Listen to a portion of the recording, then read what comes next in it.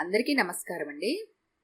ఈరోజు మనం ఏ రాజరాజేశ్వరి గారు రచించిన బూమరాంగ్ అనే ఓ చక్కటి కథను విందాం. ఇక కథలోకి వెళ్దాం. రాజారావు పక్కింటి మేడవైపు నిక్కి నిక్కి చూస్తున్నాడు. అది వెన్నెల్లో తాజ్మహల్లా టీవీగా మెరిసిపోతోంది. ఎత్తైన ప్రహరీ గోడ అడ్డు కావటంతో ఏమీ కనిపించకపోయినా ఏదో ఆరాటం. ఎలాగైనా సరే ఆ ఇంట్లో వారి జీవన విధానాలు, వారి వైభోగాల గురించి తెలుసుకోవాలి. వారంతా సిరి సంపదలు అనుభవిస్తుంటే తను పట్టనట్టు మౌనంగా ఉండగలడా? వారి గురించిన ఆలోచన కలిగినప్పుడల్లా తన కడుపులో బడబాగ్ని బద్దలవుతోంది. ఒకప్పుడు తనతో సమానంగా, ఆ మాటకొస్తే తనకంటే మరికొంచెం స్థాయి తక్కువలోనే ఉండేవారు. సరిగ్గా 3 సంవత్సరాల క్రితం ఏదో ఆస్తి కలిసొచ్చిందని ప్రచారం చేసుకున్నారు. అంతే, పాత డాబా స్థానంలో ఇంద్రభవనం లాంటి మేడ లేచింది. 2 కార్లు, కుక్కలు, సెక్యూరిటీ గార్డు, అందమైన లాన్, విశాలమైన బాల్కనీ, ఖరీదైన బట్టలు. ఒక్కసారిగా వారి అలవాట్లన్నీ మారిపోయాయి. ఆ ఇంటి యజమాని రామచంద్రకు ప్రమోషన్ వచ్చి ఆఫీసర్ అయ్యాడని విన్నాడు. అది ఏ రకం సీటో కాని అతడి అదృష్టం అమాంతం మారిపోయింది. డబ్బు కుప్ప తెప్పలుగా సంపాదిస్తున్నాడు. లోకం కళ్ళు కప్పడానికి ఆస్తి కలిసొచ్చినట్టుగా నాటకం ఆడుతున్నాడు. ఎన్ని కోట్లు సంపాదించకపోతే అంత విలాసవంతమైన జీవితం గడపగలుగుతాడు? రాజారావు అసూయతో పళ్ళు పటపటలాడించాడు. వారంతా సుఖభోగాలను అనుభవిస్తూ ఉంటుంటే తన చేతులు ముడుచుకొని చూస్తూ ఊరుకోగలడా? సరైన సమయం చూసి చెయ్యాల్సింది చేస్తే తన కడుపుబ్బరం మంట చల్లారుతాయి. 10 నిమిషాలుగా తనలో తాను గొనుక్కుంటూ, తన చూపులతోనే పక్కింటి వారిని భస్మం చెయ్యాలని తలపోస్తూ పచార్లు చేస్తున్న భర్తను పలకరించడానికి ధైర్యం చాలక అలానే నిల్చుంది సుమిత్ర. ఎందుకో తల తిప్పిన అతడికి తన వైపే అయోమయంగా చూస్తున్న ఆమె వైపు కోపంతో ఉరిమి చూస్తూ గదమాయించాడు. ఏం కావాలి? దేభ్యమొహం వేసుకొని కొరివిదయ్యంలా నిలబడ్డావు. నాకేమీ వద్దు కాని వంట పూర్తయి చాలాసేపయింది. ఆఫీస్కి టైం అవుతోంది. భోజనం చేసి మీరు బయలుదేరితే నా పనులు పూర్తి చేసుకుంటాను. అతడు ఉలిక్కి పడ్డాడు. ఛ, ఈ మధ్య పరధ్యానం ఎక్కువైపోతోంది. అదే పనిగా ఆలోచిస్తూ పోతే తన ఆరోగ్యం దెబ్బతినడం ఖాయం. ఏదో ఒకటి చెయ్యాలి. వారు రోడ్డును పడితే కాని తన ఈ దుగ్ధ తీరదు.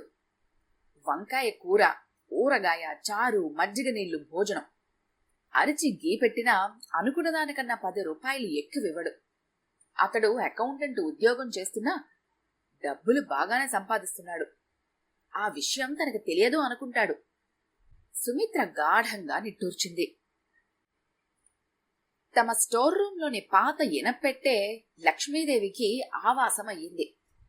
భర్త తరచూ పనికిరాని చెత్త సామాన్లున్న ఆ రూంలోకి వెళ్లి తలుపులేసుకుని కాసేపు గడిచాక చెమటలు కక్కుతూ బయటకొస్తాడు. మొదట్లో అంతగా పట్టించుకోకపోయినా ఎందుకతడు ఆ గదిలోకి తరచూ వెళ్తున్నాడన్న విషయం ఆమెకి ఆశ్చర్యానికి గురిచేసింది. తను విషయం అడిగినా నిజం చెప్పడు. గూఢచర్యం చెయ్యాల్సిందే. ఆ విషయం అంతటితో వదిలిపెట్టక భర్త ఆఫీస్కి వెళ్ళాక గబగబా తన పనులన్నీ కానిచ్చేసి ఆ గదిలోకి వెళ్ళింది. అన్ని వస్తువులు అంగుళం మేర దుమ్ము ధూళితో నిండి ఉన్నాయి. ఇలాంటి జాగాలో తన భర్తను తరచూ రప్పించే విషయం ఏమిటబ్బా అని అబ్బురపడుతూ పరిశీలనగా వస్తువులన్నింటినీ పరికించింది. ఆమె చూపులు గుడ్డ కప్పి ఉన్న పాతకాలపు ఇనప పెట్టె దగ్గర ఆగిపోయాయి. ఆమె ఆతృతగా గుడ్డ తొలగించి పెట్టె మూత తీయబోయింది. కాని దానికి బిగించిన తాళం కప్ప ఆమెను వెక్కిరించింది. ఇదివరకు ఎన్నడూ దీనికి తాళం లేదు. కొత్తగా ఇదేమిటి? దీన్ని ఎలా తెరవాలి? ఏం చేయాలో పాలుపోక దిక్కులు చూస్తున్న ఆమెకు ఒక మూలగా రకరకాల తాళం చెవులున్న డబ్బా కనిపించింది. తనకు కావలసిన తాళం అందులోనే దొరకడంతో సులువుగానే పెట్టి తెరిచింది. అంతే, ఆమె ఎంత షాక్కి గురైందంటే 5 నిమిషాలు నోట మాట రాక బిగుసుకుపోయి కింద పడింది. అందులో డబ్బు కట్టలు దొంతలు దొంతలుగా పేర్చబడి ఉన్నాయి. బంగారు ఆభరణాలు, వెండి వస్తువులు, స్థలాలు కొన్నట్టుగా డాక్యుమెంట్స్. తను చూస్తుంది కళా నిజమా ఇంత డబ్బు బంగారం తన భర్తకి ఎక్కడి నుండొచ్చాయి? బ్యాంకులో దాచక ఎందుకింత రహస్యంగా ఇక్కడ దాచినట్టు? ఇంత డబ్బున్నా మంచి జీవితాన్ని అనుభవించక తనకి మాసిన వెలసిన చీరలు, అతడికి కాలరు చిరుగులు పట్టిన చొక్కాలు, ఇల్లంతా నాసిరకం సామాన్లు, బోసిగా ఉంటుంది. ఎందుకీ కృత్రిమ పేదరికం? ఆమెలో ఎడదగని ఆలోచనలు. రాజారావు ఆఫీస్ నుంచి తిరిగొచ్చే వరకు పరిసరాలన్నీ మరచి అలానే కూర్చుండిపోయింది. తెరచిన పెట్టెను, స్తబ్దుగా దాని ముందు కూర్చున్న సుమిత్రని చూసి రాజారావు దిమ్మెరిపోయాడు. నిన్నసలు ఈ గదిలోకి ఎవరు రమ్మన్నారు అంటూ గట్టిగా అరిచాడు. సుమిత్ర ఏమాత్రం బెదరక అతన్ని నిలదీసింది. నాకు నిజం చెప్పండి, ఇంత డబ్బు నగలు ఎక్కడివి? మీ జీవితంలో సాధ్యం కాదు. మీరు కాని పనులు చేస్తున్నారా? ఆమె గద్దెంపుకి రాజారావు నీళ్లు నమిలాడు.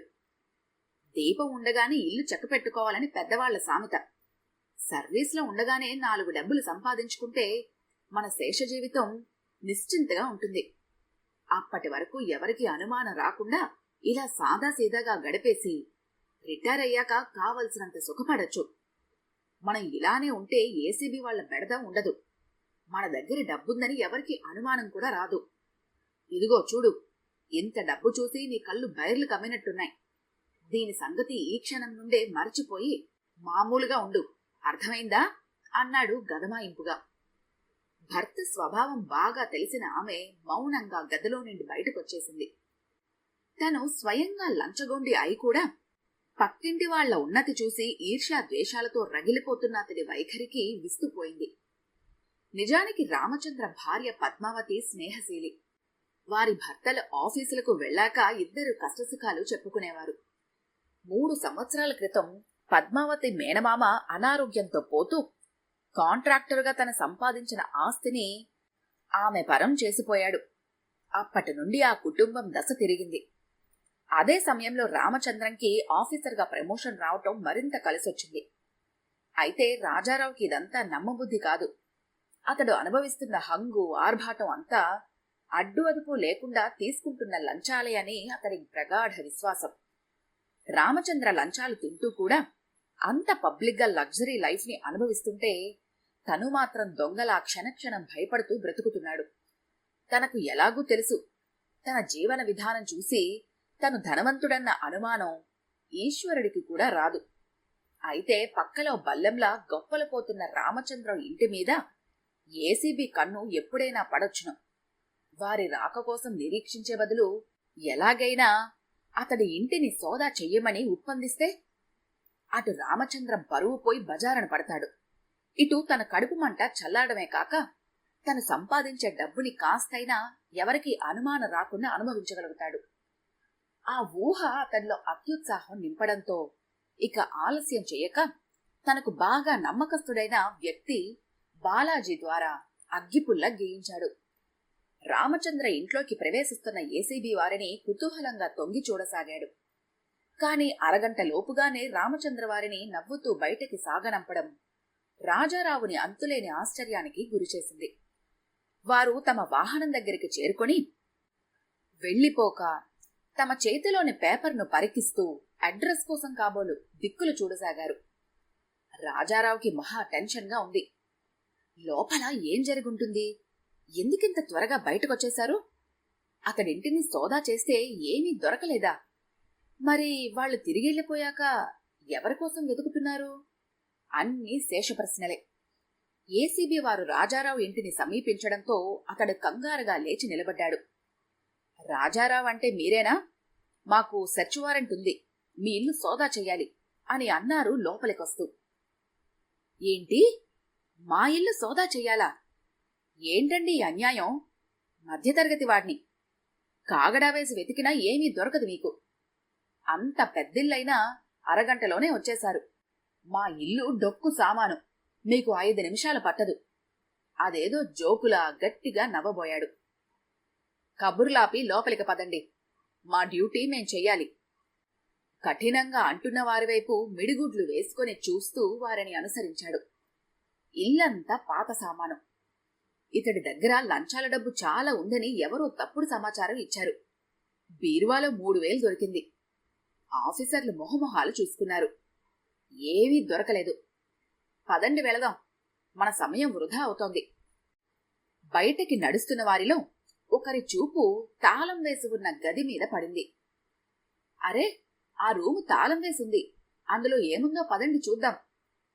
అతడి మొహంలో నెత్తురు ఇంకిపోయింది. అది అది పనికిరాని పాత సామాన్ల గది. దాన్నిండా దుమ్ము ధూళి. ఇల్లంతా వెతికినా ఏమీ దొరకంది. అక్కడ ఏం దొరుకుతుంది మీకు? ఏమీ దొరక్కపోతే దుమ్ము ధూళి శుభ్రం చేసిపోతాం. మర్యాదగా తలుపు తీసి మాకు సహకరించండి, లేకపోతే తలుపులు బద్దలు కొడతాం. రామచంద్రం మీద అనవసరంగా రిపోర్ట్ ఇచ్చి నా వేలుతో నా కన్ను నేనే పొడుచుకున్నట్టుగా అయింది. అతన్ని వదిలేసి ఈ ఏసీబీ వాళ్ళు నా పైన పడ్డారు. అమ్మో, వీరికిప్పుడు దొరికిపోతే నా సంగతేమిటి? మనసులోనే వణికిపోతూ తలుపు తీశాడు. ఆ గదంతా గాలించారు. ఆఖరికి వారి దృష్టి ఇనుప పెట్టి వైపు మళ్ళింది. దానికి పర్యవసానం అంతే, ఆ పెట్టె తెరుచుకుంది. ఏసీబీ వారి కళ్ళు చెదిరిపోయాయి. వారు సంధించే ప్రశ్నలకు జవాబులు చెప్పలేక రాజారావు గుండె చెదిరింది. ఆ డబ్బంతా ఎలా వచ్చిందో చెప్పలేకపోవటంతో వివరాలు రాసుకుని సీజ్ చేశారు. అతడి అరెస్టుకి రమ్మని సిద్ధం కావటంతో రాజారావు గింజుకోసాగాడు. ఆ డబ్బంతా నాదే, నా అరెస్టు అన్యాయం, నా మీద గిట్టిన వాళ్ళు మీకు రిపోర్ట్ ఇచ్చారు, నిజం చెప్పండి. రామచంద్రే కదా నా మీద మీకు కంప్లైంట్ ఇచ్చింది?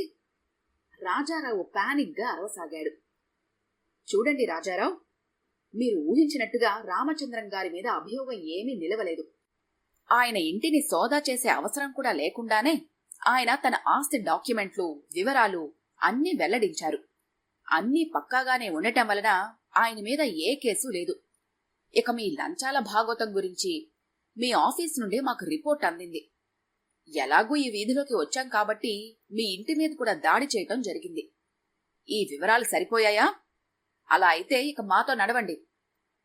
రామచంద్రం మీద అనవసరంగా బురద చల్లి ఏసీబీ వారిని కదిలించాను. అది కాస్త బెడిసి కొట్టి నా మెడకే చుట్టుకుంది. అందుకే పెద్దలన్నారు, చెడపకురా చెడేవు అని. తనకి శాస్తి కావాల్సిందే. తను ఎక్కుపెట్టిన బాణం తనకే గుచ్చుకున్నట్టయి రాజారావు బావురుమంటూ విలపించాడు. ఈ కథ గనుక మీకు నచ్చినట్లయితే లైక్ చేయండి, షేర్ చేయండి. మరిన్ని ఇంట్రెస్టింగ్ కథల కోసం మా ఛానల్ని తప్పకుండా సబ్స్క్రైబ్ చేసుకోండి.